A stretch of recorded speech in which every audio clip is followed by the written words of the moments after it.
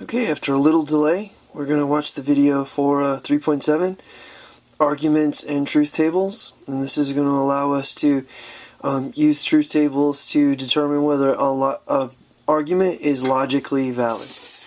Alright, we only have a couple of objectives for this video.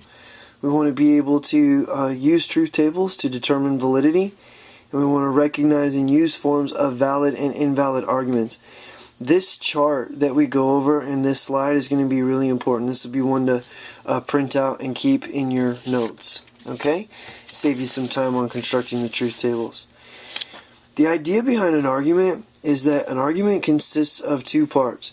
It consists of the premises, okay, and those are the given statements, and it consists of the conclusion, the result determined by the truth of the premises, okay? So usually the premises are going to be true statements, alright? The given statements are assumed to be true, alright? And if they are true, the conclusion logically follows from the truth of those premises, and it needs to be true in all cases. Okay, so that's the really important thing to understand there. A valid argument is the conclusion is true whenever the premises are assumed to be true. An invalid argument is also called a fallacy. So the truth table can be used to test the validity of an argument, right? So if the premises are true and the conclusion is true in all cases, then you have a valid argument. If it is not true in all cases, then you have an invalid argument or a fallacy. Okay? So, testing the validity of an argument with a truth table. What we're going to do is use a letter to represent each simple statement in the argument. Excuse me. We're going to express the premises and the conclusion symbolically. Basically, these steps are just constructing a truth table, okay? We're just going to construct a truth table from the conditional statements. This is the big idea here.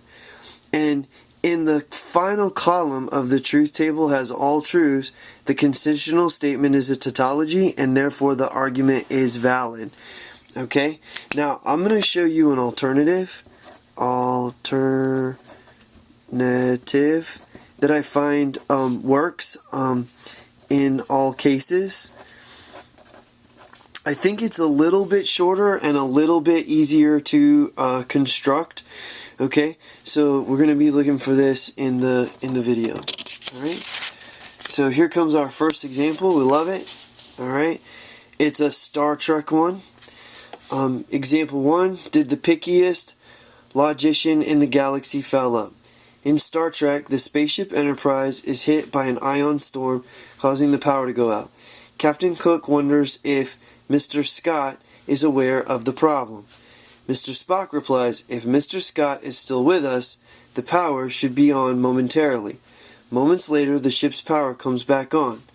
Argument: if Mr. Scott is still with us, then the power will come on.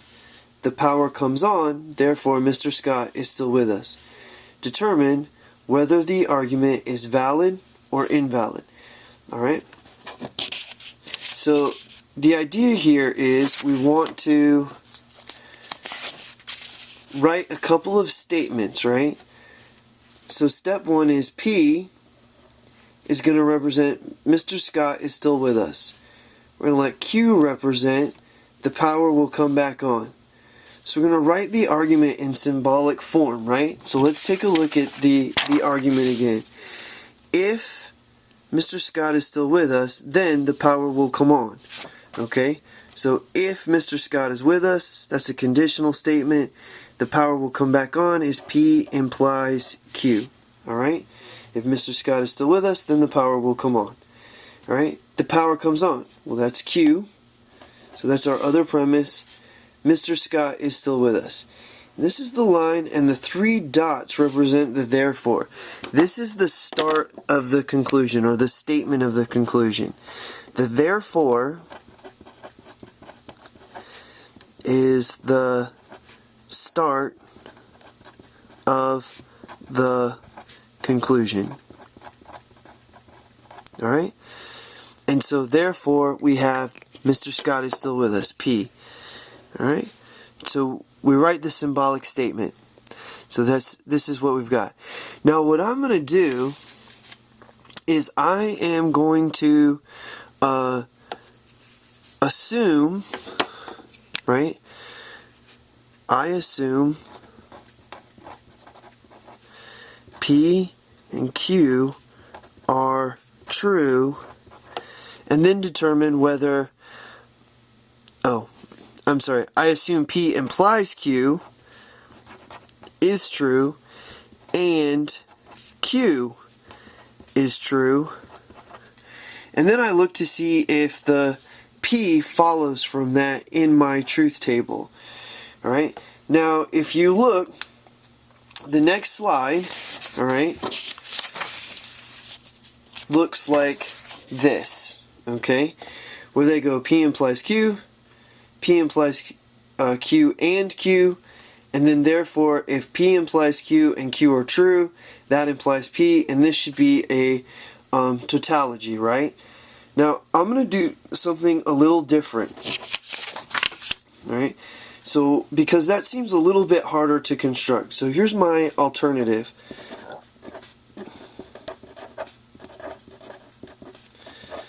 It's a slightly shorter truth table, but it's still a truth table. So I'm still going to start off with P and Q, right? And I'm going to have P is true, and false, and false. And Q is true, false, right? So this is our standard start to our truth table. And then I'm going to have, well, I already have Q, so now what I want to do is just have P implies Q, alright? I'm actually going back to this. This premise I need with P and Q, I already have Q, and then I need the conclusion. So I only need these 3 columns for this particular proof, okay? And so now, of course, if P implies Q is true, true implies false is false, false implies true is the weird one, that's true, and false implies false is true, right? And so you go, oh, okay. Now what I'm going to do is I'm going to assume, right? I assume in my alternative that P implies Q is true. Well, if P implies Q is true, then the false one needs to be gotten rid of. So I'm going to get rid of that one, okay? And then the other thing that I want to assume from my premise is I assume Q is true. So I'm going to get rid of the place where Q is false. And then I'm going to look at my conclusion, okay? My conclusion is P. And what I want is for P to be true. And in fact, it should be a tautology is what's left if the argument is valid. And for a tautology, all of the statements have to be true, right? So as I look here, P is true when P implies Q is true and Q is true, but P can also be false when P implies Q is true and Q is true. And so because this is not a tautology, this is an invalid argument. Okay? And so you would need to have both this true and this true for this to be a valid argument. So this is my alternative that I like to use because it's a little bit shorter, it's a little bit more straightforward, a little easier to construct the truth table. Okay? So we want to go on to example number 2. Alright? See if we can do this from the very beginning. Determine if the following argument is valid. Alright? I cannot have anything more to do with the operation. If I did, I'd have to lie to the ambassador, and I can't do that. The grammar of this is such that the conclusion is here, okay? This is my conclusion.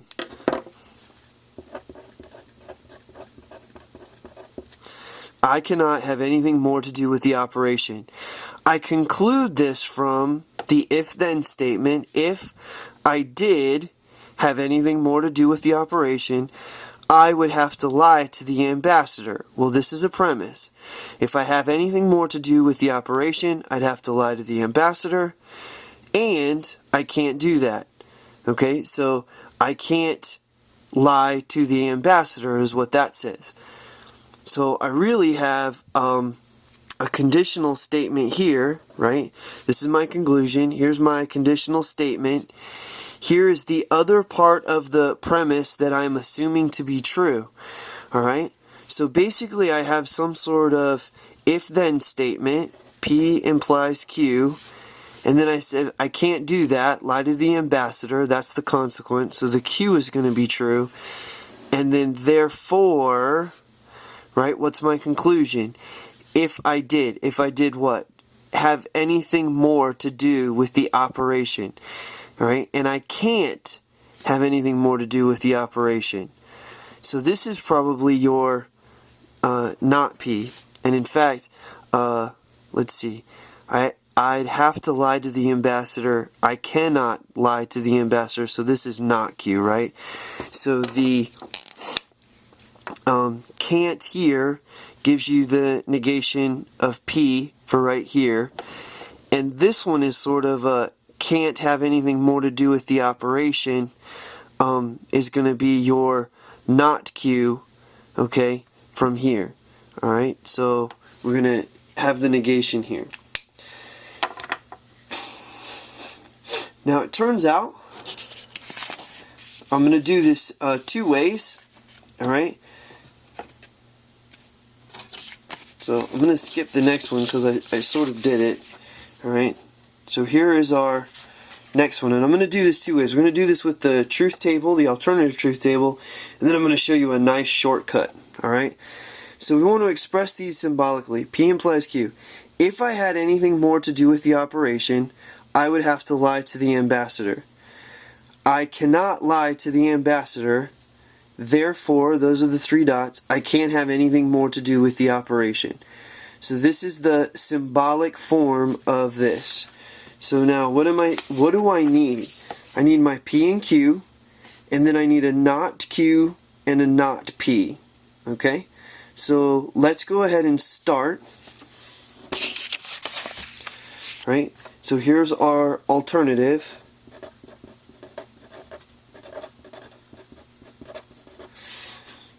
And I'm going to start off with P and Q. I'm going to have true, true, false, false. And I'm going to have true, false, true, false. And then basically I translate these from top to bottom, and just like we would normally translate stuff from left to right, okay, in our other word problems.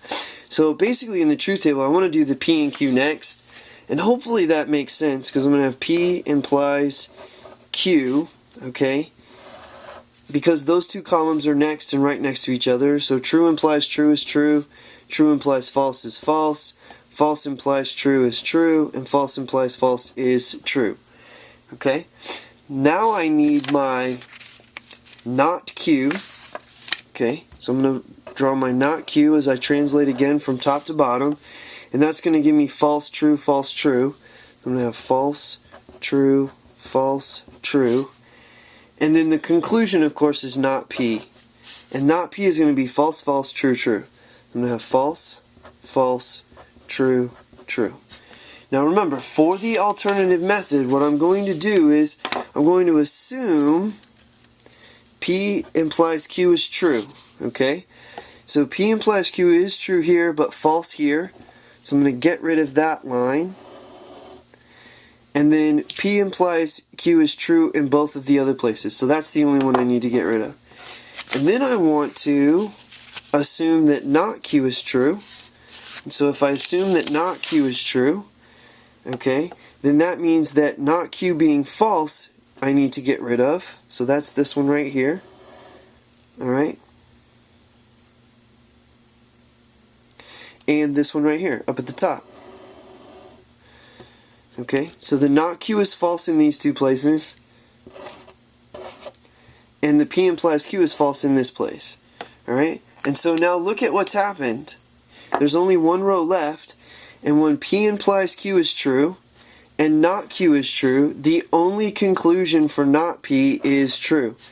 And so this would make it a tautology, and this is going to be a valid argument. Alright? And so it's true, right? If he can't lie to the ambassador, then he really can have nothing to do with the operation. Alright? So they must be doing something illegal. It's crazy. Now, I told you I was going to show you a shortcut method, right? Well, I want you to look at the form of this argument, right? P implies Q, and then you have not Q, therefore not P. Well, if you remember, P implies Q was our conditional, and not Q implies not P was our contrapositive, and they both had the same truth table, right? These two guys are equivalent statements, and this argument has the same form, and so therefore these guys are always going to be true. Any argument of this form is always going to be true. And there's a handy table on the very next slide, okay? And this is the one that I would certainly sort of print and memorize. Alright? Because here's your P implies Q, P therefore Q, P implies Q, not Q, therefore not P. I'm sorry, these are light, so I'm going to just darken them in, right? And therefore, for the rest of my YouTube audience. And so there we go, P implies Q, not Q, and then therefore not P, okay? Then we have our disjunctive reasoning. If you have P or Q, then not P implies therefore Q. P or Q, and you have not Q, and then therefore you do have P. And then you have your transitive reasoning. If P implies Q and Q implies R, then P implies R, or R, not R, contrapositive, not R implies not P, okay, by the contrapositive reasoning.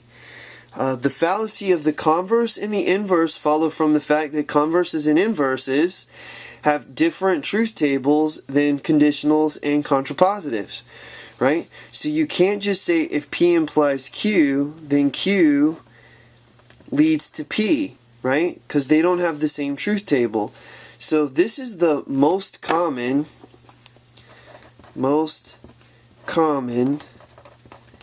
fallacy that you see in people's arguments, on Facebook and stuff like that, right? So you want to be very careful about the converse. The inverse one is probably the second most common, right? So if you have P implies Q, and then you have not P, and you conclude not Q. And of course, the inverse has the same truth table as the converse, but the inverse and the converse have different truth tables than the conditional, and so this is going to be the second most common fallacy. So these are our common fallacies right here. And then you have the misuse of the disjunctive and the misuse of the transitive, and they sort of follow the same logic as the converse and the inverse. Alright? So this is a great table to have. Maybe I need to post this in the comments section. I'll see if I can do that. Alright? Alright, so this brings us to example number 4. Okay? So again, we want to translate this, determine whether the argument is valid or invalid. There is no need for surgery because, okay, so there's no need for surgery because if there is a tumor, then there is a need for surgery, but there is no tumor. So it seems like the surgery, right? Need for surgery is here, and need for surgery is here. So that seems like it's going to be one of our premises, right? So let's go ahead and make that, well, we're going to use Q, and you'll see why, because the next slide, that's what it is, right? So Q is, there is a need for surgery. Okay, so there's a need for surgery. Alright, and it looks like there is a tumor is here, and there is no tumor here. Now, of course, just like the no need for surgery and need for surgery, we use the positive form of the statement. If you have there is a tumor and there is no tumor, we're going to use there is a tumor. Okay? It's not a tumor. It's not. Just channeling a little Arnold there. Okay? So these are going to be our two statements, right? So now we want to write it in symbolic logic. Okay? So there is no need for surgery. This is going to be our conclusion. There is no need for surgery. So that's going to be our not Q, and that's what we find on the next slide, right? Not Q is our conclusion, and that follows from the two premises. If there is a tumor, if P, then there is a need for surgery. If P, then Q. Okay, so if P, then Q. And of course they say, but, so here's our second premise, there is no tumor. So you have not P. Okay, so there's the not P right there. Well, if you look at this, okay, if you have P implies Q and then P therefore not Q, P implies Q is a conditional. Not P implies, right, therefore not Q is the inverse. These do not have the same truth table. Not same truth. And so therefore this is going to be a fallacy. Okay? And of course if we look back, this is the fallacy of the inverse. If P implies Q, not P, therefore not Q, is exactly the situation we have. And so this is going to be a logical fallacy. Alright? So this concludes 3.7. Thank you. And if you're in my college mathematics class, we're going to go on to probability and counting. Alright?